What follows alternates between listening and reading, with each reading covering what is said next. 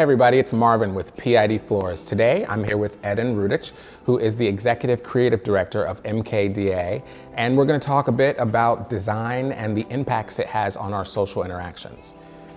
So I want to start first. What inspired you to begin in design? For me, it was important to create a beautiful habitat for people. It's a shelter.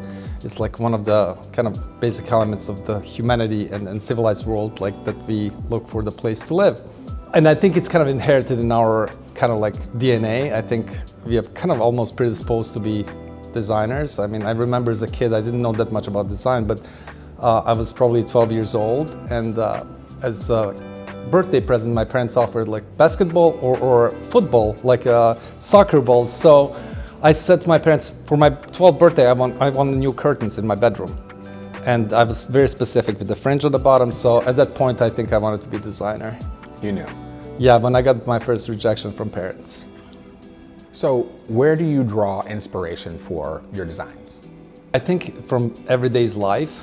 I think every designer has to be impacted by what's happening about their life, the life around them, the politics, geopolitical situation in the world, social environments like restaurants and food. But I think one of the major ones is traveling and exploring new places and kind of like pushing the envelope and kind of exploring the unknown. And I think that's the biggest pusher for us and inspiration for us to find something new and discover something new. If I have to like be inspired specifically, I try to go from the art, which is one of the first things that the human did in a civilized world, like when it became human, like drawing in a caves. I think bringing art as a first step of inspiration from, specifically for me, Donald Judd, who's a minimalist and who kind of creates experience about the art piece. It is an object, but it speaks about the texture, it speaks about the shadows, it speaks about like overall experience, how it's located and where it's located, about the light, and just our like emotional experience. And it kind of leaves an open canvas for us to interpret it. And I think everybody who actually experienced these interiors has different interpretation of it, so and different experience of it. And I think that's kind of like a good starting point. So how do you find a balance in your work between designing for art and designing for function?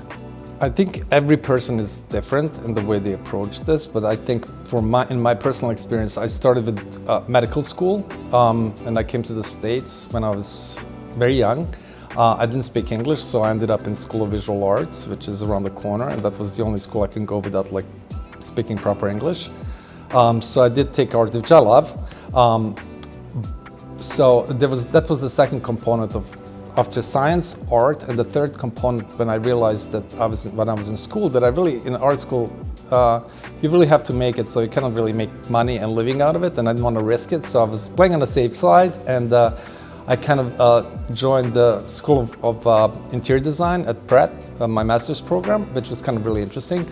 It took me a while to like kind of bridge those things together, and I think I had to feel comfortable in the shoes of interior designer. Once I was comfortable, I think all those three, science and art and functionality, or kind of a tangible or kind of came all together. And I think that's kind of a triumph, or like you start like blossoming at the point when all of your life experiences can be brought into one peak. So I think that was like a starting point of my successful career. So when you are starting the process of designing, what are the types of questions you ask to get started? It is a loaded question. Again, there's a lot that comes into the first experience with a client. First, you have to identify the client, who they are as a person, and you have to realize that our role as designers is very broad, and it does take a variety of different shapes of different professions, from accounting, dealing with the budgets, to graphic design, to decorating, to the physics and loads of materials and engineering with all of it. So like all of that kind of like comes into play when you start. On the other side, when we talk about the concepts, we try to talk to to a client and kind of understand the story that they want to tell about their space, be true who they are. We're trying to, like, through that interviewing process, which we call programming, we try to kind of engage their interest and kind of let them learn about themselves in that process. And as they are talking loudly about themselves, we kind of learn about them. We do ask them a series of questions, which are more specific to the function and spatial needs. But it really comes to a culture of the client and how they want that story to impact their workers and how they want to be seen on the market. The main point of the space is telling the story. The client is we look at these elements as client being the plant, we are providing the soil, and there's a planter, which is kind of like the building itself. We have to put all these three in perfect sync, so the project can be successful. Then everything else comes with ideas, and that's the light, the sun, water, nutrients, and all of that stuff. But they have to be in a perfect sync together in order for a project to work. Can you talk to us a bit about the selection of materials and how that helps tell the story of the design you're creating? We live in a digital age. Kids are, and everybody adults, we live and getting sources of our inspirations, a lot of times from not personal experiences, but from others' experiences, like magazines and mostly digital. We also use a lot of softwares that kind of give you solutions that are not right, but as a human beings, we do react to the senses, you know, like something that you actually see and experience in a space. So the tangible goods are a great source of that. You have to actually engage personally, because you're going to be touching that material, walking on it, seeing it, touching it. You want to see the texture, you want to see the smell of it, you want to feel the warmth of it. You really have to engage with the material itself. I mean, our office is located nearby, so we're very lucky to have a close distance from PID Floors. I think wood is almost like a human being in a way. It has its own personality, it has its own smell, it ages differently from species to species. It can be treated differently, like I would think like this is the clothing, so we treat the wood as clothing as well. We dress it up with stains and lacquers, and every experience, every different wood species or presentation of it will have different experience and impact on a person. I think that wood, again, is something that's living and it changes over time, and it gives us that ability to connect with it. And the beauty of the wood product, I would say, is that with time it gives back, not only on an aesthetic level, but also on the warmth of the wood. It kind of regulates the temperature. When it's cold outside, it feels warm, but it's warm outside, it feels kind of cooler. It also speaks to people. With the aging and then visually, it provides, it absorbs carbon dioxide. When the trees are cut down and processed, even the processed wood will absorb CO2 or carbon dioxide. What's beautiful about the trees that people didn't know is that trees actually communicate with each other through the system of fungi in the soil. So, for example, the fungus or mushrooms, they live symbiotically in relationship with the tree. So what happens is when, for example, caterpillar attacks the tree, that tree will release the sap that will warn through the system of the roots and fungus system. They will warn other trees to produce the sap, or to produce the sap that will actually attract wasps that eat those little caterpillars. So there's that one example. Second example is like when they protect their offsprings. So like when a little seed comes from the tree, goes into ground, grows, the tree will actually provide nutrition for their baby. They'll recognize the exact DNA and they will provide nutrition for it. And they will also provide the light and kind of like grow less branches over it so they can give more lights.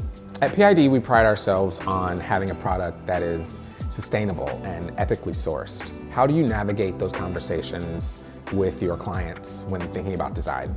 I think it's important to educate the client to start with. More they learn about the wood and its properties, more they're gonna fall in love with. That's general for anything in our lives. More we know about it, more we are engaged with it. Besides the aesthetics, that always elevates and gives more value to the renovated spaces or new spaces, it gives a lot of other properties that are very valuable, to, especially in a work environments, including maintenance. When it comes to sustainability of the wood material, people usually think we shouldn't be cutting the woods, but we do know that there are wood colonies or farms that are being harvested for this purpose, and then the new trees are put in the ground to grow the babies. Repurposed wood is also one of the materials that PID also works with, and that those pieces talk the history because they're repurposed. They have their personality again, and they will provide more value to the clients. I'm curious to find out, what is the most rewarding part of the process for you? If I would have to take one specific element of the whole process, I would refer to the magic of our industry. One day you draw a line in a CAD, and a few weeks later it's a wall. It feels like a magic, doesn't it? What is something in your day-to-day that people would be surprised to hear? Most of the good designers, I think it's ability to have that bipolar or tripolar or multipolar personality during the day, that you can switch between 25 projects at a time, get into the role of that project and mindset of it, and kind of like switch the frequencies like on the radio. So you do have to be able to fully engage with the client and give you 100 at all times. 5 minutes later, completely different story. And I think that's challenging and interesting, but also exhausting.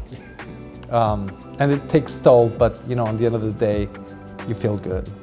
What is a piece of advice that you would give to someone who's interested in getting into the design industry? It's a cliche answer, but I think you have to have a passion for it, and you really have to love and be engaged in it fully and immerse yourself into it.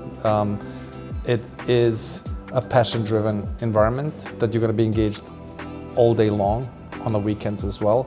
I would tell them to, if they choose to go with this, never lose the story that you want to tell through your design. That's something kids learn in school, and they kind of lose when they start working. It's almost like building a human body and not giving it a soul. It has to have a story. Our last question, coffee or tea? Cat or dog? I like both. Oh. If I have to choose, I'll have to choose coffee because that keeps me going. Yeah. But if I didn't have to have a coffee, I would go for cat tea. Perfect. So thank you, Edin, for joining us today. Great to be here. Thank you. And thank you for joining us. This has been Beyond the Surface.